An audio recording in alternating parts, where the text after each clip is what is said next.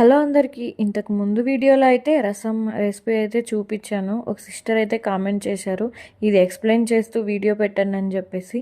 ముందుగా అయితే మనం మిక్సీలో తెల్లగడ్డ, మిరియాలు, జీలకర్ర వేసి మంచిగా మిక్సీ పట్టించుకోవాలి. తర్వాత స్టవ్ ఆన్ చేసి ప్యాన్ పెట్టుకొని అందులో సాసులు వేసేసి కరివేపాకు అవన్నీ వేసేసి ఇందాక మిక్సీ పట్టి పెట్టుకున్నాం కూడా అది కూడా వేసేసి మంచిగా కొద్దిసేపు ఫ్రై చేసుకోవాలి. ఆ లోపు అయితే టమోటో, చింతపండు రసం అయితే మంచి చేత్తోనే స్మాష్ చేసేసుకొని పక్కన అయితే పెట్టేసుకోవాలి. ఇంకా ఈ లోపు అయితే మా బుడ్డదైతే మంచి వచ్చేసిందనమాట. నేను వంట చేస్తానని చెప్పేసి ఇంకా యాజ్ యూజువల్గా మా పాప కూడా నేను ఏదైనా చేస్తూ ఉంటే తను కూడా వచ్చి హెల్ప్ చేస్తూ ఉంటుంది. తనైతే పైన అయితే కూర్చోపెట్టేశాను అనమాట. వీడియో తీస్తున్నానని సైలెంట్ అయిపోయిందనమాట. వేడి వేడి రసం అయితే రెడీ అయిపోయింది. ఇందులోకైతే వడియాలు అయితే చేశాను. వీటిని అయితే వడియాలని అంటాము.